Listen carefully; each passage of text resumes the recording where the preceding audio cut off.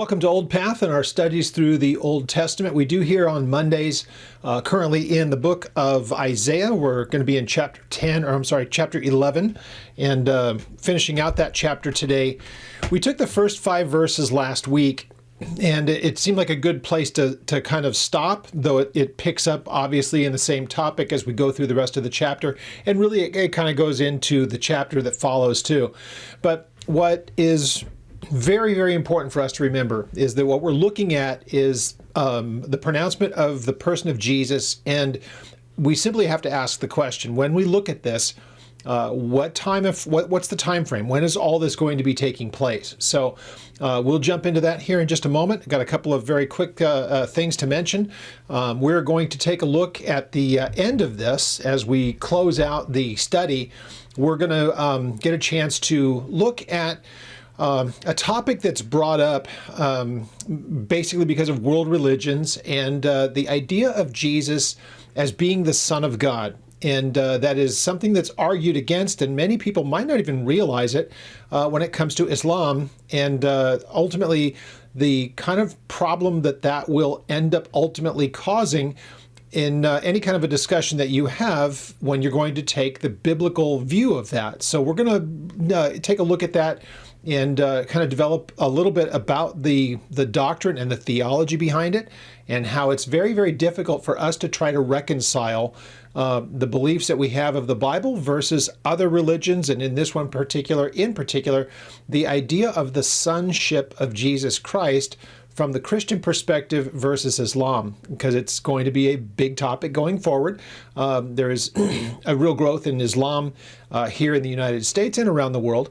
And it's going to be a direct conflict that there is going to exist, because it's always existed, but it's going to be more noticeable as time goes forward.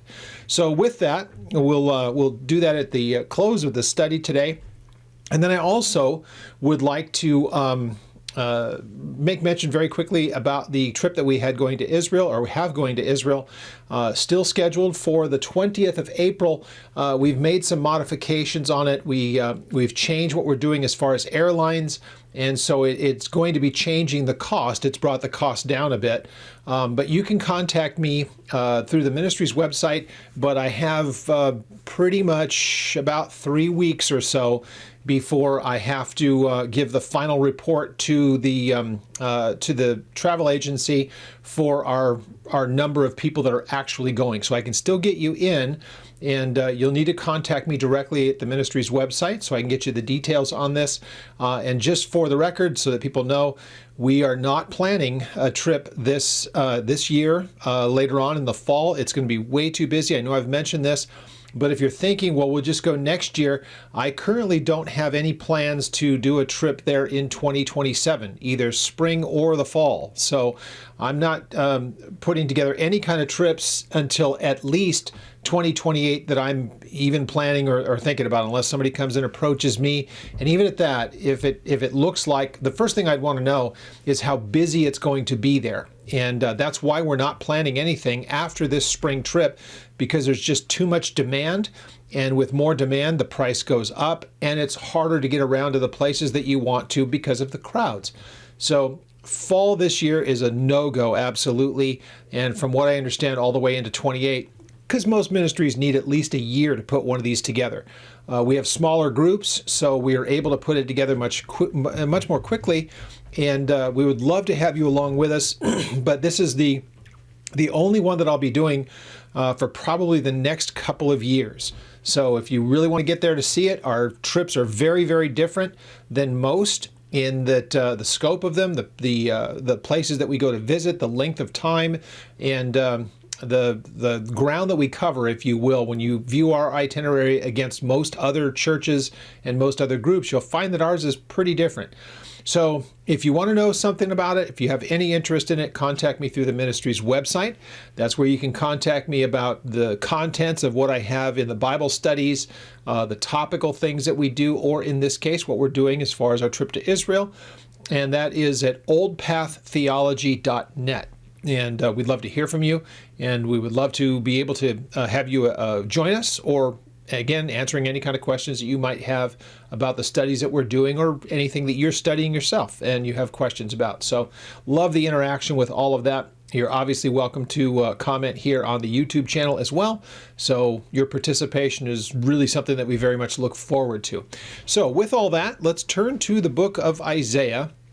And there's some really interesting things about this particular section that we have in Isaiah here, going along with what we saw in the chapter that we've started last week, when we see that there's this mention of the root. Let's just read in verse 1, there shall come forth a rod from the stem of Jesse, and a branch shall grow out of his roots. So this is really setting in place what is for us the genealogy of Jesus in using kind of a middle part or a middle way through the history of Israel. So we know, of course, he being a descendant of Abraham through the sons, Abraham to Isaac to Jacob, and then one of Jacob's son being Judah. Jesus is part of the tribe of Judah.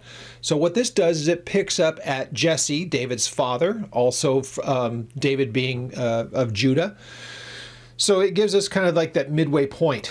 But here we have a very, very messianic passage. And I think it's really important that we recognize that, because we think of Isaiah, and we might think of a number of different things that we see in the book of Isaiah, but not only that he has so much messianic prophecy, but the messianic prophecy that he has also, this is what we're looking at here, is focused absolutely future to our times. This is looking at the millennial kingdom. I don't think there's any real question about that. I don't think it's speaking about the forever kingdom, because the things that we know about the kingdom here on earth for those 1,000 years, when we read, like, for example, Ezekiel 40 to 48, that's not speaking about the forever kingdom. So we're talking about the kingdom that we would think of as the millennium. So it is really intended for us to go, when we read this, we just think this is when things are no longer as we know them today.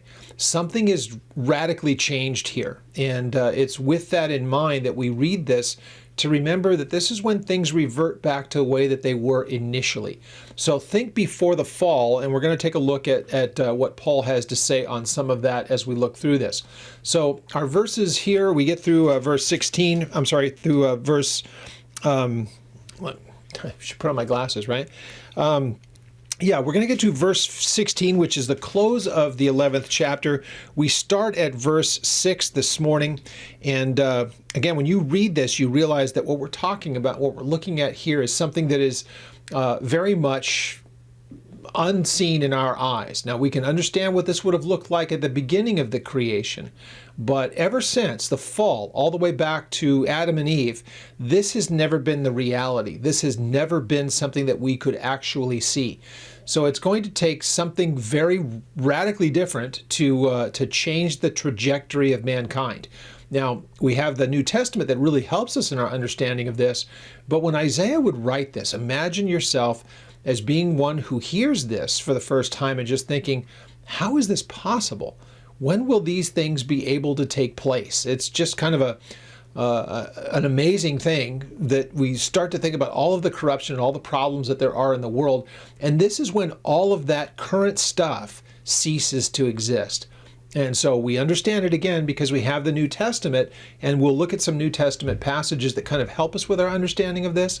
But once again, it's just amazing what we're actually studying through here, and what it means for us in the future, and how we are supposed to consider this going forward, and our way of evangelizing the people around us, talking about such things that are future with such certainty. The certainty that you see here is amazing. So let's turn to Isaiah chapter 11. We're going to pick up at verse 6, and let's have a word of prayer.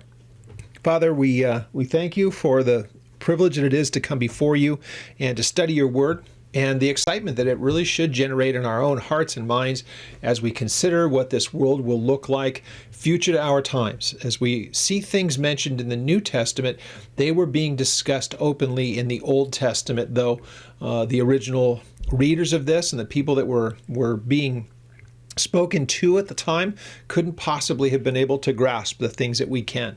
And we see the possibility. How can these things be? And we know that they are possible because of the one spoken of here. So we pray that we would fall more deeply in love with your word and with you, the one who has redeemed us, and that we would grow in our knowledge of these things, why they're so important for us to know today.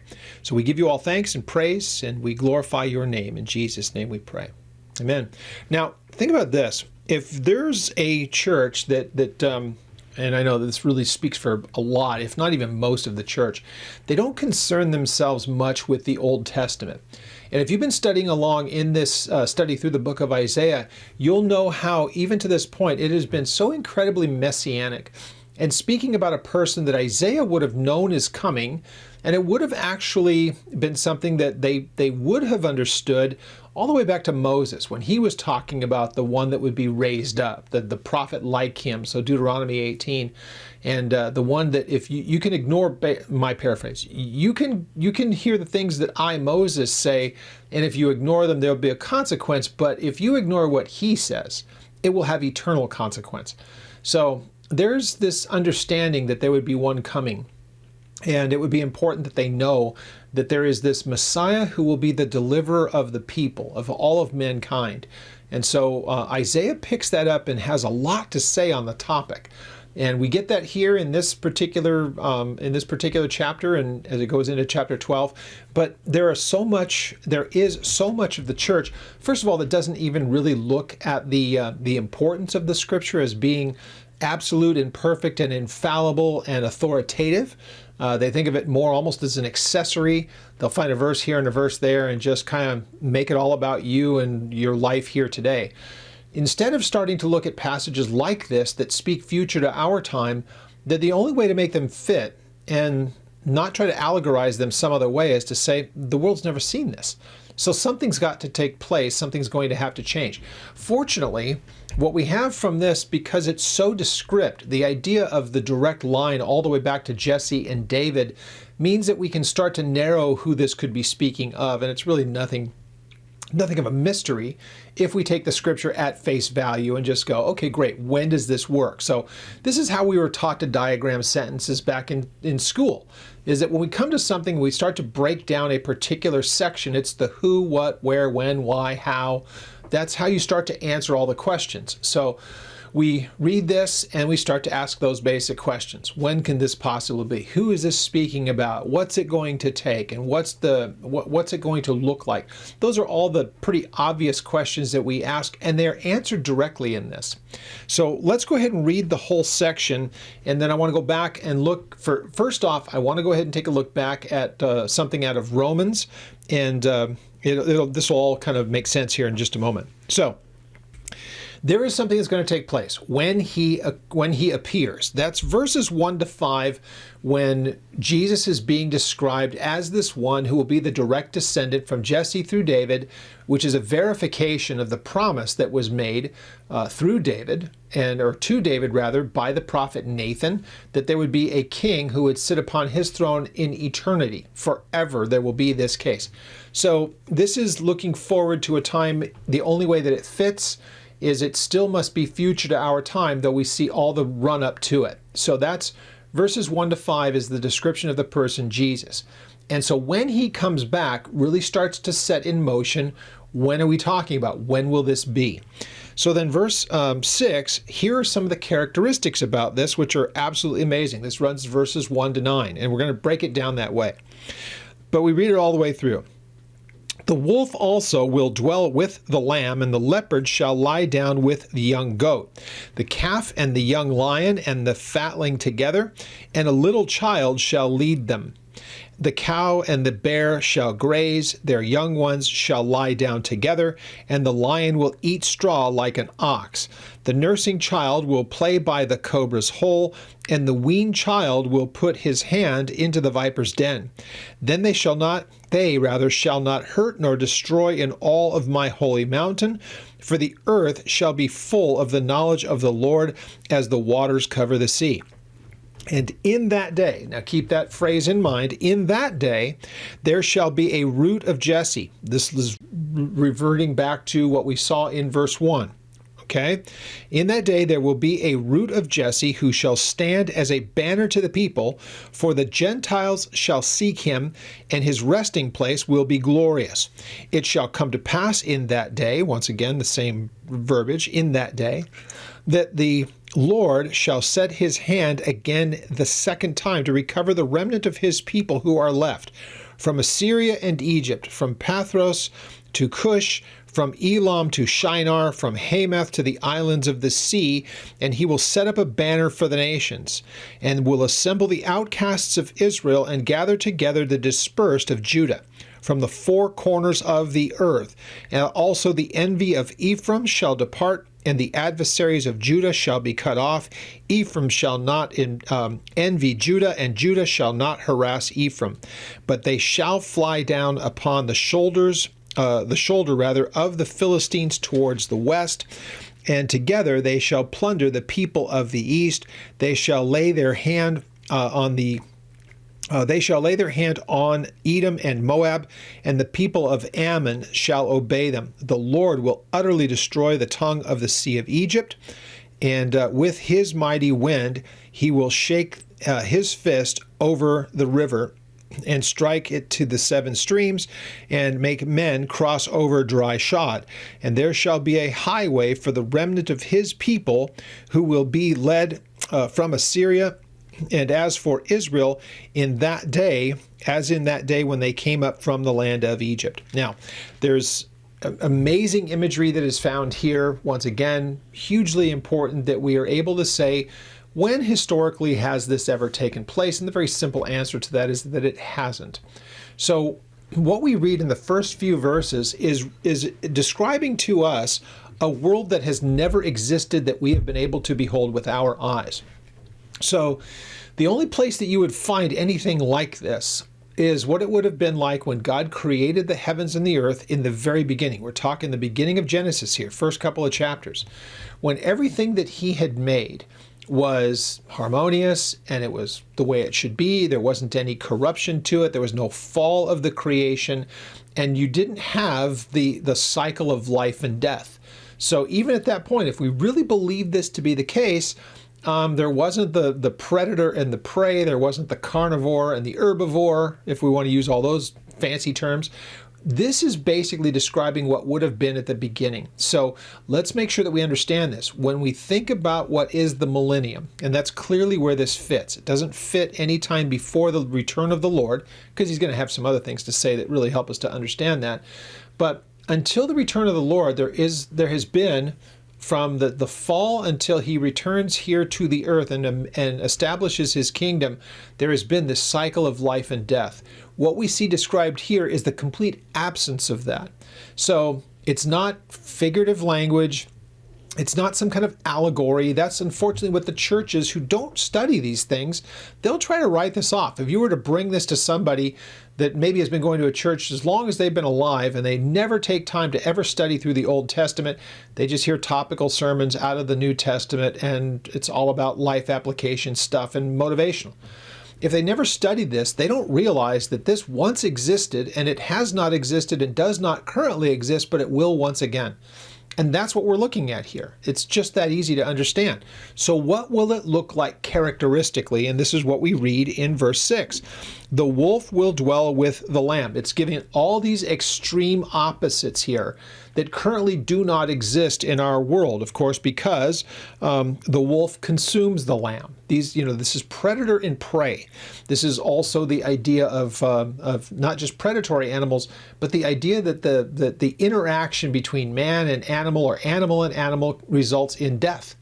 So that's what's being spoken of here. The leopard will lie down with the young goat, the calf and the young lion, and the fatling together. And a little child shall lead them. Now, this has been misunderstood from time to time because they think of a little child as being a way speaking about one in particular. Some people would say Jesus, others, maybe somebody else, but it's not really said that way. It's not intended to be that. It is that there would be such peace between species of animals that used to consume one another. One would consume the other, and there was this tug of war of death and life. It will be that even among these terrifying animals, again, wolves, if you're on the business end, let's say, of an angry wolf or a leopard or a lion or any of those kind of things, but a child would be able to lead them. There will be that much peace and that lack of hostility among species that a child would be able to lead them and bring them in or out, taking them wherever they're supposed to go. So this is intended, obviously, to let us know that we're talking about a world that doesn't currently exist and has not existed since the fall. Now it goes on, a cow and a bear shall graze, and their young ones shall lie down together, and the lion will eat straw like an ox. And a nursing child shall play by the cobra's hole, and the weaned child shall put his hand into a viper's den. So none of this stuff takes place. None of it happens in this world today. It cannot. There is division in this world. There is corruption in this world. It is a fallen creation. What we're reading about here is something that is no longer in its fallen state. It is broken now, currently, but it will be repaired. So what we're thinking about, let's make sure we understand this. After all of the carnage that will take place during the time of the tribulation, when Jesus returns to the earth and establishes his kingdom, so chapter 19 of Revelation, and a number of other Old Testament passages that speak about it, Jesus sets up a time when man will no longer do the things that he has done. The animal kingdom, if you will not be at war against man or itself. Everything will revert back to the way that God had it intended to begin with. There was never supposed to be a cycle of life and death. So this is Jesus restoring things, which goes along with what we see in Acts chapter 3, when Peter is witnessing to the people after seeing the miracle. He talks about the people that they need to receive Jesus as the ransom for their sin. He's witnessing to them that they would come to a saving knowledge of Jesus, and saying, receive what he's given to you, receive him to yourself, whom heaven has received up. He went and he ascended until the time of the restoration of all things. That phrase is fantastic when you think about it, the restoration of all things. This is what we're reading about here. The restoration is what we're reading. This is what it will be, but it's restoring what was. And that was before sin and death came in. Now, Paul comments on this quite a bit, and you find that in Romans 5. Let's turn there. And we're going to have a couple of times that we'll look at Romans in this study. But this is speaking to us about a time that is future to us, or not future, well, Isaiah is speaking about a time that is future to us. And what brought it to this place? Why is it the way that it is? Why the corruption? Why is there the problem? God will put down what takes place in that millennial kingdom. Now, before we go any further, let me make sure I mention something, because in Romans 5, we are talking about the consequences of sin and death. That we have established in the text. So this is the consequence that is there. Sin and death has caused this whole thing. In the millennial kingdom, we know that there will still be sin because people will ultimately rebel against God at the end. Now, we do know this, that it is a kingdom that is ruled and reigned in righteousness. Man will not have the ability to sin with impunity. Man won't be able to do his normal rebellious things, but some will not be regenerated. They won't have come to a saving belief in Jesus. Though he's right there in front of them, clearly there will be some who will rebel against him. We know that because he has to put that down at the end, starting at chapter 20 of Revelation. So there's this interesting thing, and it's maybe a little tough for us to maybe wrap our minds around, is that God will not allow man to do the things that he does. The kind of corruption that we see around us will not be there present.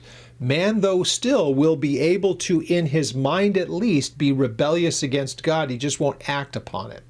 So not in the way that he does currently. Man will not have the rope to do the things that he does now. He'll be governed in righteousness and won't be able to do the things that he does. So, the balance between those things, man still being rebellious, but God not allowing his rebellion to get away, is something that's really kind of hard for us to figure out. Where does that line end? But we know this: man will not be able to do as he currently does. Now, we're in this place of all of this corruption for this reason. We see it in Romans chapter 5, and we pick it up at, let's start at verse 12. So it says in verse 12, therefore, just as through one man sin entered the world, and death through that sin, thus death spread to all men because all have sinned. For until the law, sin was in the world, but sin is not imputed where there is no law. So he's pointing to, again, it's a very Jewish kind of an argument that he's making. The law was able to identify sin and help man to understand there's a consequence to it.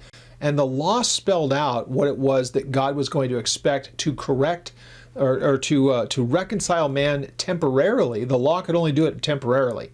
You could make an offering for sin, but sin was an ever-present problem. So that cycle of all of that sin and death and all the rest. So here's what he says.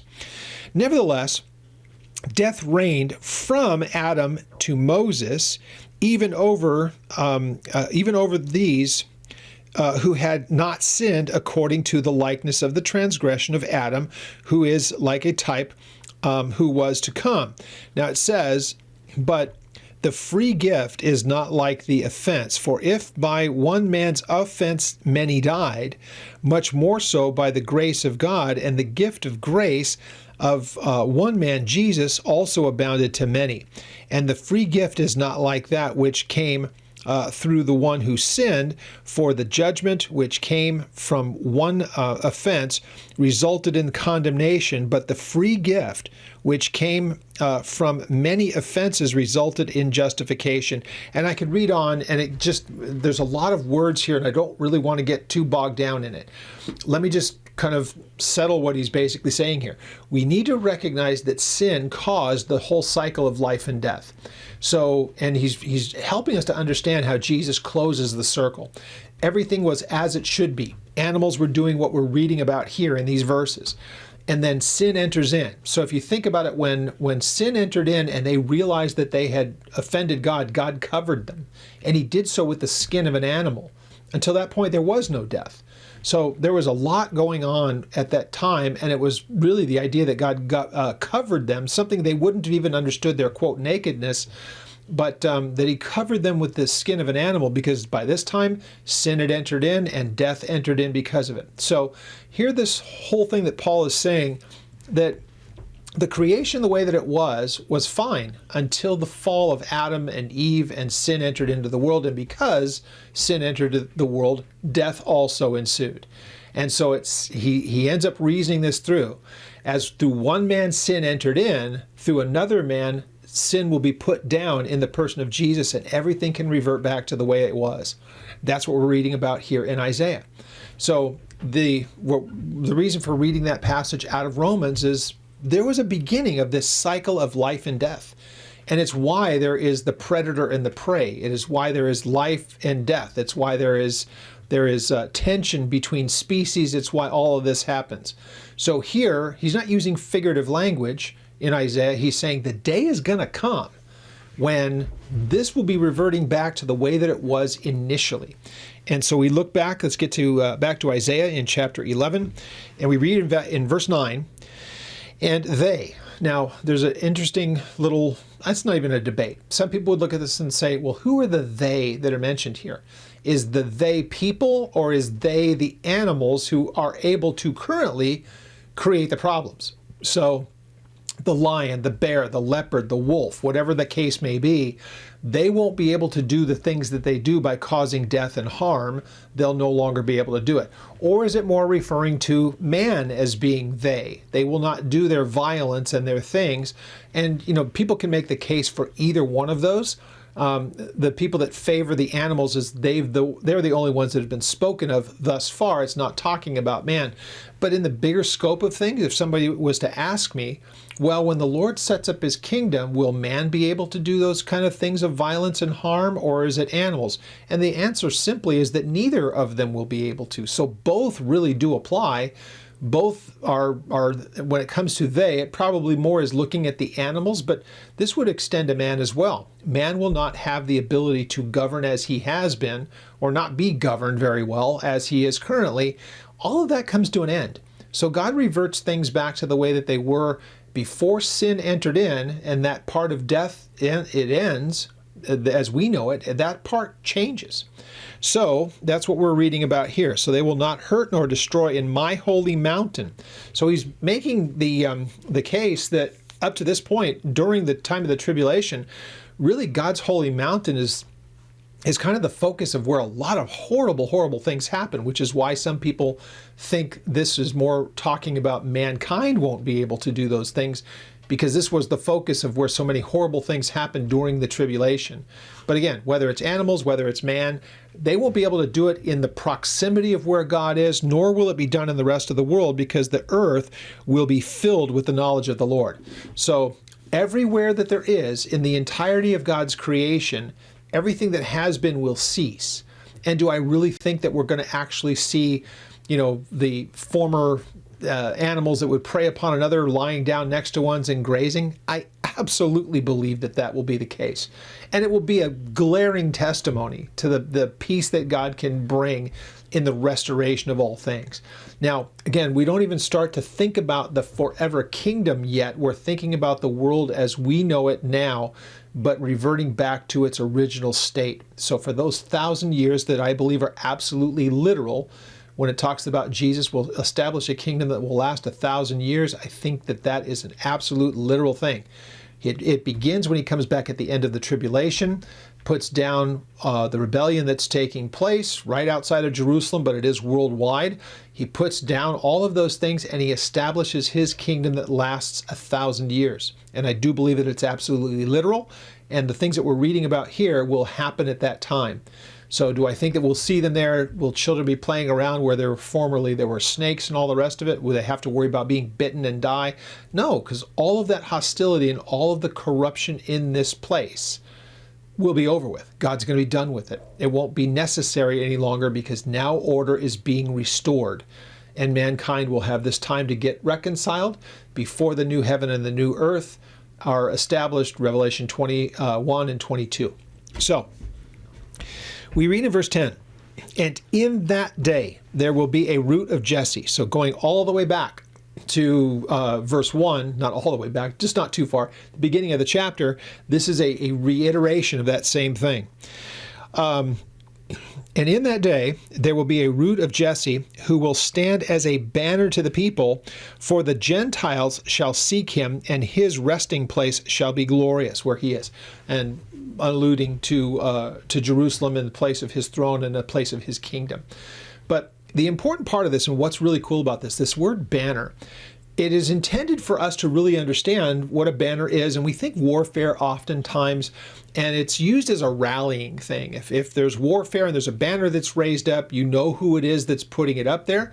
Various types of infantry, or we think of all the old movies of like the medieval stuff. You have the archers, you have the infantry, you have this and that, these different groups, and they would all be rallying under one banner. So if you want to know where you're supposed to be, look for the banner.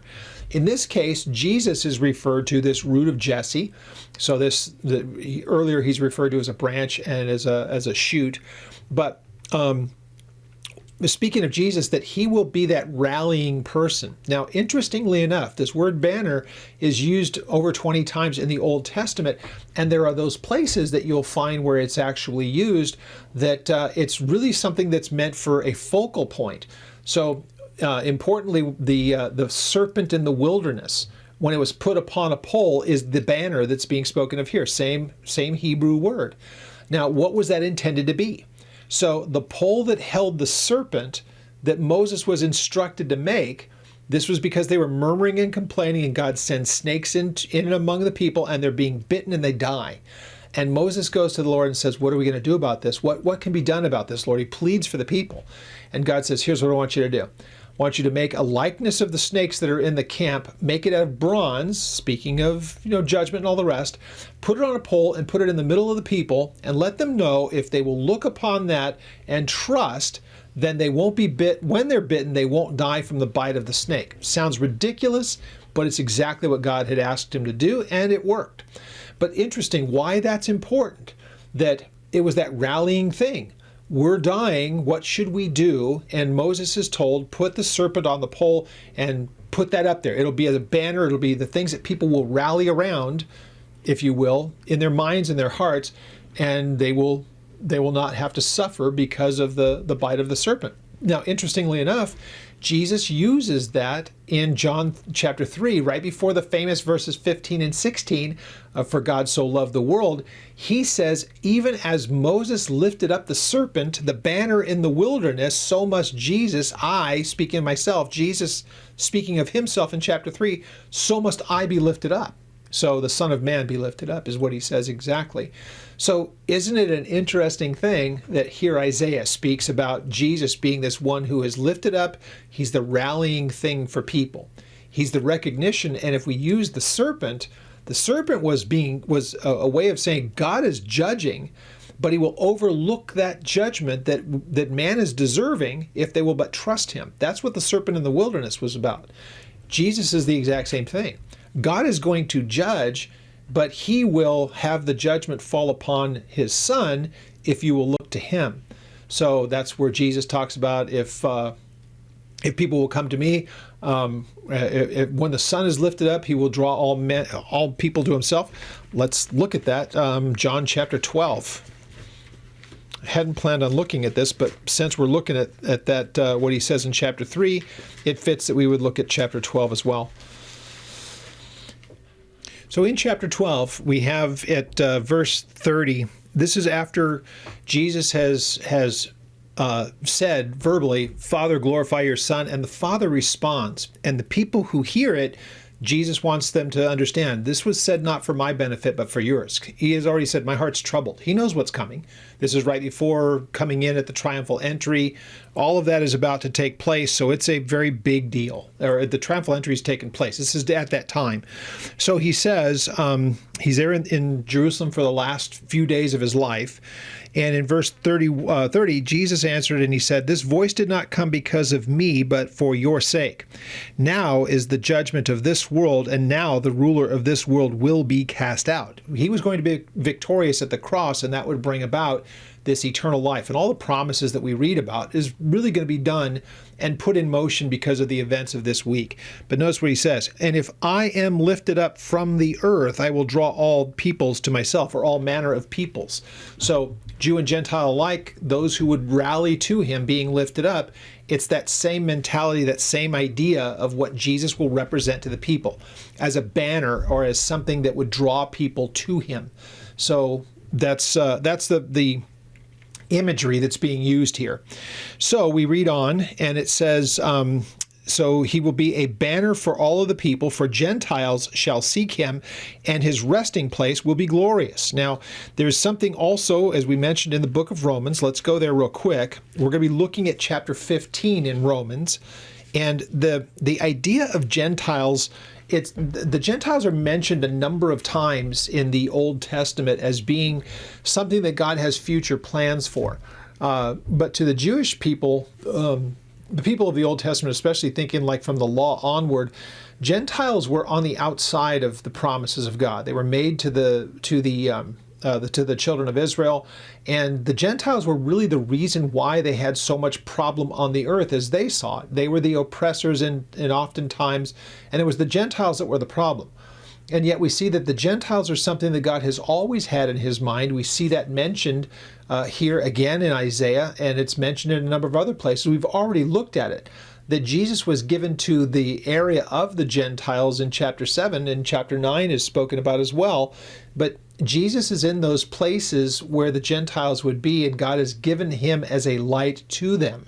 So thinking about Simeon, Luke chapter 2, when Jesus is presented, Luke chapter 1 rather, no, it's 2.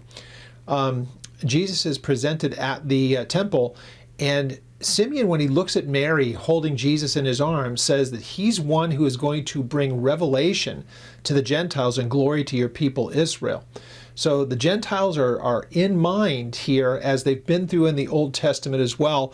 And here's just one of those places that they are yet again mentioned. But in Romans chapter 15, Paul picks up on this and mentions in a number of places, and without getting too far into the description of this, he's kind of summarizing a number of things, and that God is going to do this work among the Gentiles. And notice what he ends up saying, all of this being done, you can read chapter 15 for the full of the context, but what he ends up saying here in verse 9, that the Gentiles might glorify God for his mercy, as it is written. So Jesus was given to Jew and Gentile alike. To the Jew first was his audience. We know that when we're studying through Matthew, but the Gentiles were always in mind. So he has a series of these quotations, and this one is the first one is found in Psalm 18. For this reason I will confess you among the Gentiles, and I will sing your name. Messianic speaking about there. In verse 10, it says, and again he says, rejoice, O Gentile, with all of his people. And that's from Deuteronomy 32, which is pretty amazing, considering that is like right in the heart of God giving to them the law, and they being a separate, distinct people among all of the nations. And yet because of them, the day would come when the Gentiles would see the benefit of all that God was doing through the nation. So we read also, and again, praise the Lord, all of you Gentiles, laud him, all of you people, from Psalm 117. And again, quoting from Isaiah, right here, our text, there shall be a root of Jesse, and he shall rise to reign over the Gentiles, and in him the Gentiles shall hope. And that's kind of loosely quoted from Isaiah. So once again, this focus of the Gentiles, or on the Gentiles, after God is doing this work among the Jews, by the time that God brings about the millennial kingdom, there is Jew and Gentile alike who have put their trust and their focus and their attention at the person of Jesus. He is their Messiah, Jew and Gentile alike. Yet there is this time during the millennium when people will be drawn to him from even outside of Jerusalem. He's going to be that rallying person.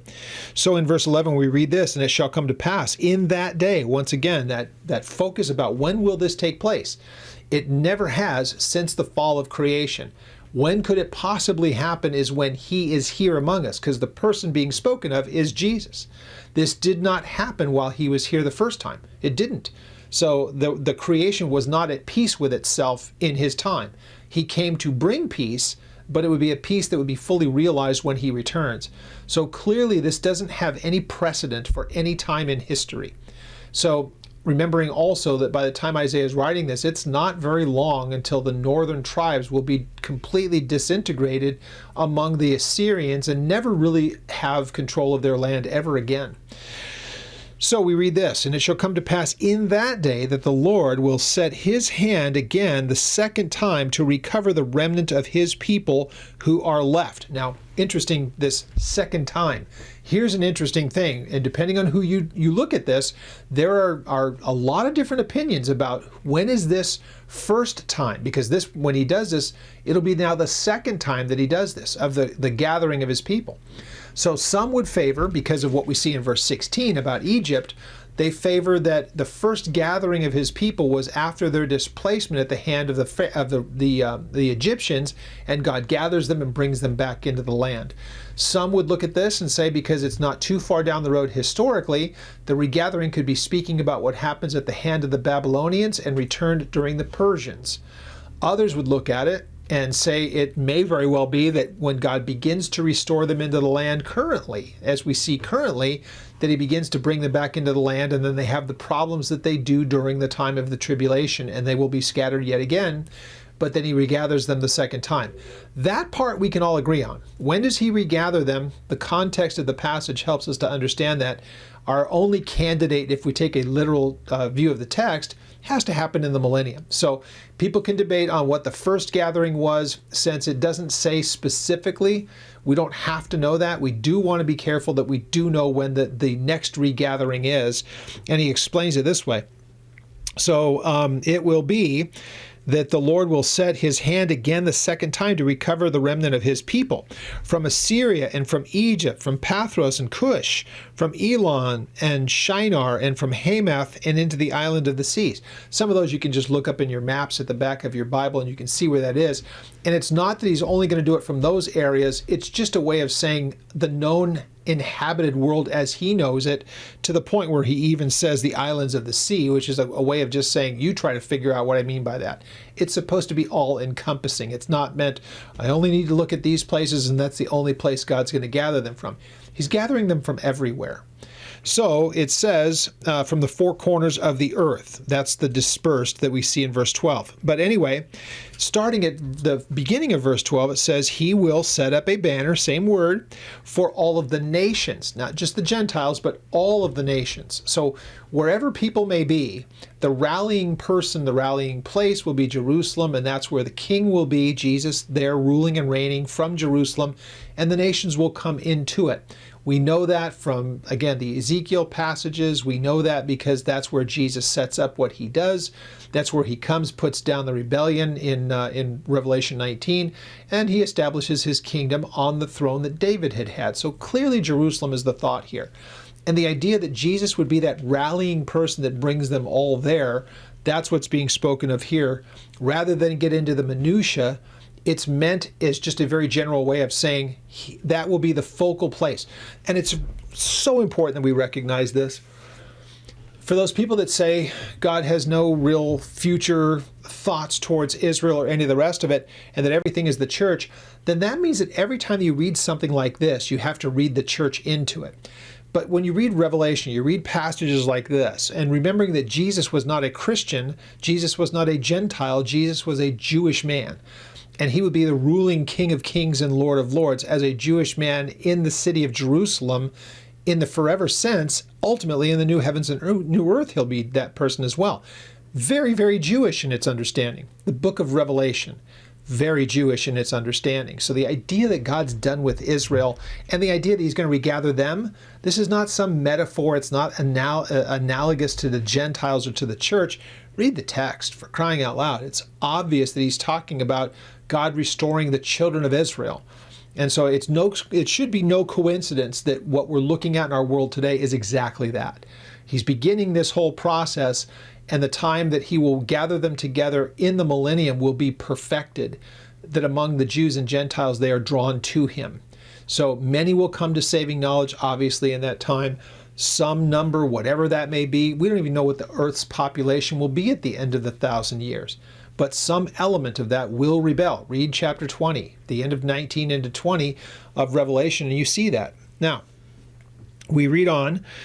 It says, he will set up a banner for the nations, and he will assemble the outcasts of Israel and gather together the dispersed of Judah from the four corners of the earth. So that's just following on what we saw in verse 12. Also, the envy of Ephraim will depart, and the adversaries of Judah shall be cut off.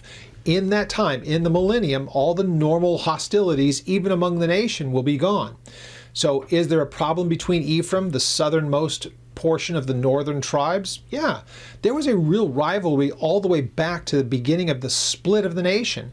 And remembering that when Jeroboam took the north, he was told by his advisors, you need to set up a place of formal worship all the way down in the south, which is in the tribal allotment of Ephraim, and then all the way up in the north, the tribal allotment of Dan. Build two altars so that people don't go all the way down to Rehoboam at Jerusalem and defect against you.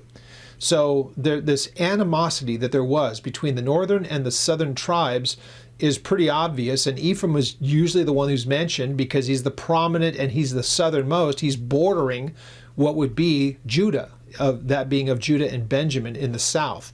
So the idea that there's always been this kind of animosity and jealousy that takes place, it's all through the kings. You can read about it. It's already to this point, there's already been some, and there will be more going forward for the short time that there still are kings in the north. So it goes on. The envy of Ephraim will depart, and the adversaries of Judah shall be cut off. Ephraim shall not envy Judah, and Judah shall not harass Ephraim. There won't be this conflict between the people anymore. And that's supposed to be the big issue here. All of the animus that there has been, even among the children of Israel, will be gone in that day. So God will not allow the unsaved to act upon the way that they want to, and the reconciled of his people will be not just reconciled in actuality, but even in mentality, one towards another. They'll be reconciled. But they shall fly down upon the shoulder of the Philistines towards the west. Together they shall plunder the people of the east, and they shall lay their hands on Edom and Moab, and the people of Ammon shall obey them. Now, this is speaking about the people that God regathers that have been very hostile towards Israel. Look at that litany of people, the Philistines, the Edomites, the Ammonites, the Moabites. These were the ones who had created all kinds of problems for them. The last three that I had mentioned, those ones being on the way into the land. So Moab, Edom, Ammon, they were the troublesome groups to the east that were always making war and making trouble during the time after they came into the land, especially through the kings, and on the way up into the promised land. The Philistines, after they got into the land, were a problem through the time of the kings. So at that point, his point is here that when God reestablishes his people and puts them back into the land, they're going to go into the areas where their oppressors used to oppress them and create problems, and they will have the run of the place, if you will. Now, it doesn't tell us that they're going to be doing any of this in the way of conquest. That will have already been done by the Lord. So this isn't intended to say God raises up the armies of Israel to go and to conquer these places. They're already conquered. Jesus subdues them at his return.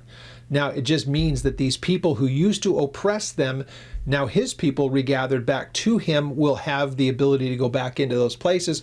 Interestingly enough, it is all the territory that God had promised them to them through Abraham all the way back in Genesis 15.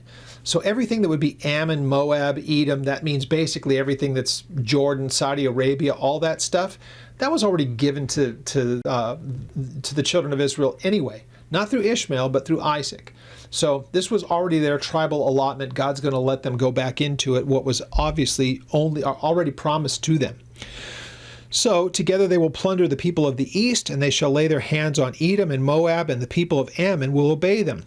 The Lord will utterly destroy the tongue of the sea of Egypt, and with his mighty wind he will shake his fist over the river. And so Euphrates would make sense. And strike it in the seven streams, and make men cross over it dry shod.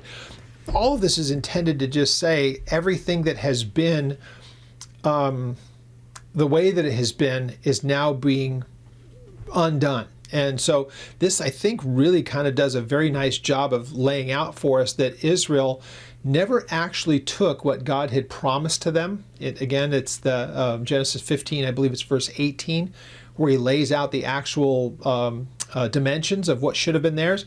Here he now is able to do that and said, this is going to be given to you what was initially promised. There will be a highway for a remnant of his people who will be left from Assyria, as it was for Israel in the day that they came up from the land of Egypt. So it's really the ability of the free run of the territory. And that these last two verses seem to really kind of more lean in the direction of saying God's going to put things back to the way that they were formerly. He's going to restore them to the initial boundaries, and they will have the run that God had ultimately given to them, but they never really took it. But in this time, when Jesus is ruling and reigning from Jerusalem and he has his kingdom set up, his people will be gathered back into the land as God gathers them in. And this isn't at the exclusion of the Gentiles, because again, Jew and Gentile will come to him as believers. Now, there's a question about this. Is this really speaking about the children of Israel being brought back into the land, and whether or not they're going to be his people? And is this people that would be coming to him as Messiah, which wouldn't be part of the church per se, because the church was already gathered? So there's debate about this. Are these also believers in Jesus Messiah as Jewish people going and taking the land? Distinctly different at this time in the millennium from the church.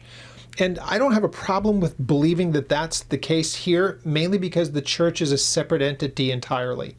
These things that we're told about here are not ever told that we're to be the church, given to the church, because the church is Jew and Gentile alike. Just think this.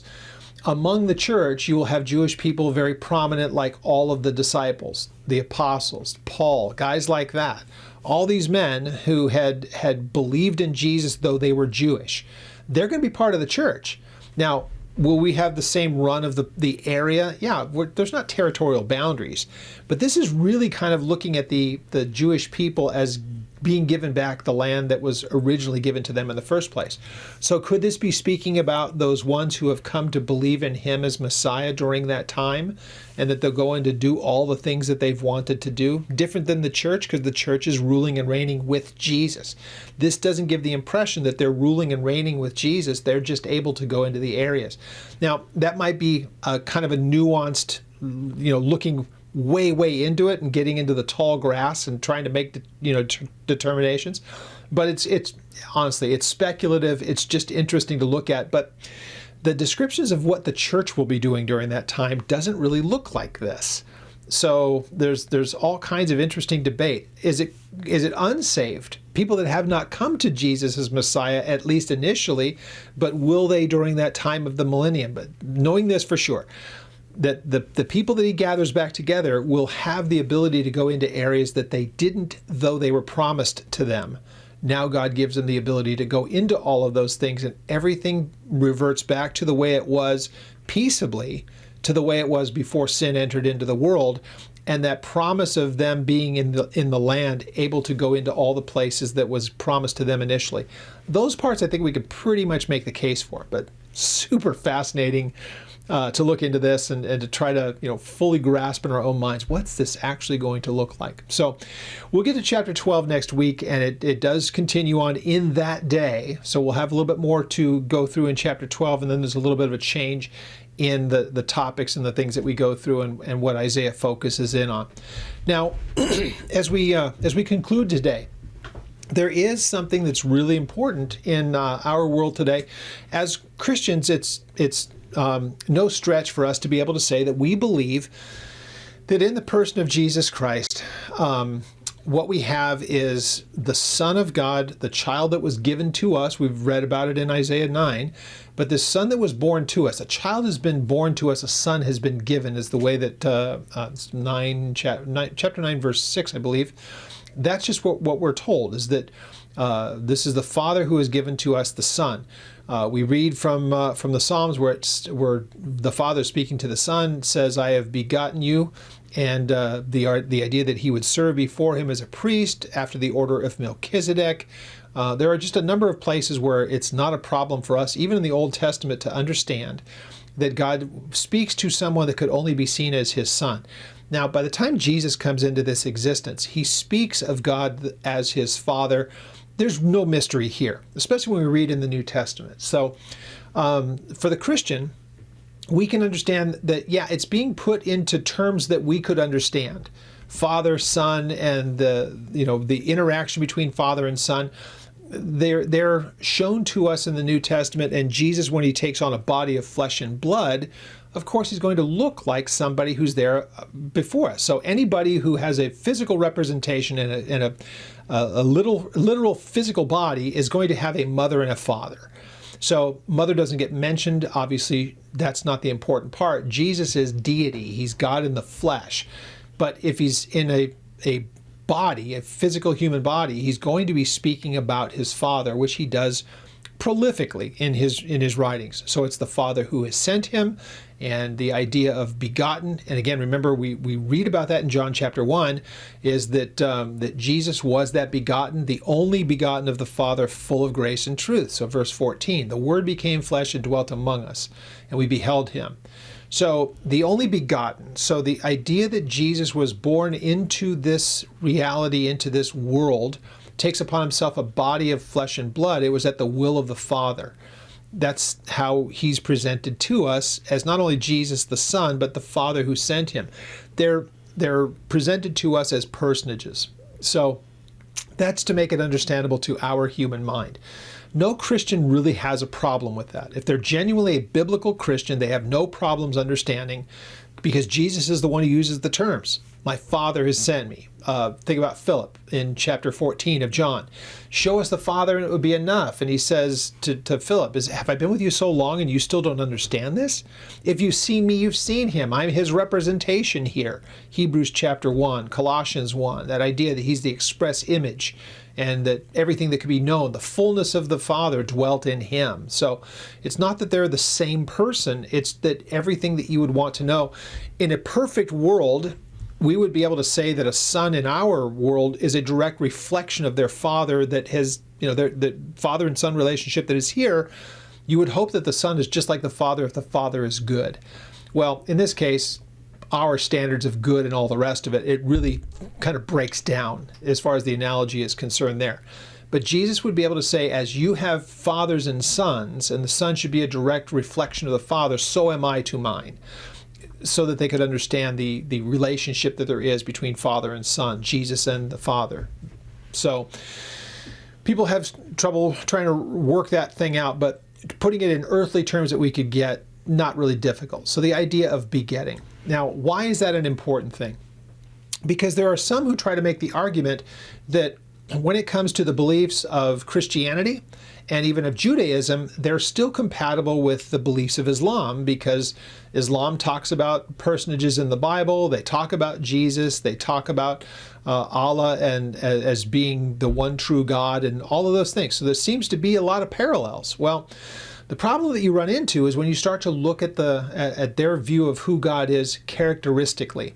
So one of the things I love to be able to point out, if you're having a discussion with someone who doesn't know the difference, or maybe if you're talking with someone who believes that, you would ask the question, where in the writings do you find the God of Islam telling any individual in the writings, I love you on a personal level, and I'll demonstrate my love for you by this, that, or the other thing, whatever it may be. I will show you my love for you by this demonstration. In the Bible, we have that in Romans chapter 5, verse 8, where it says, God has demonstrated his love for us, and that while we were sinners, he died for the ungodly. So there's a lot in that man is loved of God so much that there was a death sentence against man because of sin, and God has demonstrated the depths of his love in that he gave his only son, that he would offer himself as a ransom for the sin of mankind, that we could be reconciled to God. That's what the Bible teaches. So that's very easy for us to track down. It's not difficult. There is a Father, there is a Son. The Father loves his creation, mankind, and to those who would look to him for forgiveness, he's offered forgiveness in his Son. Now, how do we reconcile that? Because there are people that would try to say that the God of Islam and the God of the Bible is the same exact person. Well, the first problem that we have is the one I just mentioned, that Allah does not tell you that he loves you on an individual level, let alone that he gave you a personal explanation of that. Now, we do know that it would say that Allah loves the devout person because of what they do. So his love is what they do in their actions, not in them as a person. And that's why you don't find any real assurance, absolute 100%, you know for a fact you're saved if you do this. It's very much left up to the efforts of the person. It's merit-based as far as that's concerned, which is another radical difference between the God of the Bible and the God of Islam, is that you have to earn your way into heaven. Sin is not the issue. It's just doing more good than bad. So it's merit-based. And that's why you will find some people have read into it over the years that if you do this, the work of a martyr or whatever else, that's your one-way ticket. Where the Bible says, no, there's only one way that man can be reconciled to God, because sin is an issue, and it's not that you can ever do enough good to erase the problem of sin. A sacrifice has to be made in order to deal with the sin of mankind. As it was in the Old Testament, which predates Islam, they had to bring an offering of blood to atone for sin. Leviticus chapter 10, it's right there. So 17 rather, not Leviticus 10, Leviticus 17. So all of that's there. Blood's the atonement, blood's the cost, blood is the price. It's for the atonement of sin. So that was temporary under the law. It's made permanent in the person of Jesus Christ. That brings us to another problem that there is between these belief systems. The idea that Jesus would be the begotten of the Father. So once again, we look upon Jesus, the only begotten of the Father. And so looking up the word begotten, you'll find it in the New Testament a few different times where it's speaking about Jesus, the begotten, the one who is the Son of the Father. Well, you can look in shrines, you can look at it in their official writings within Islam. In fact, inside the Dome of the Rock at Jerusalem, there is the inscription on the inside of that, and you'll find it in a number of places in their shrines where it just says this very simply: God is not begotten, nor does he beget.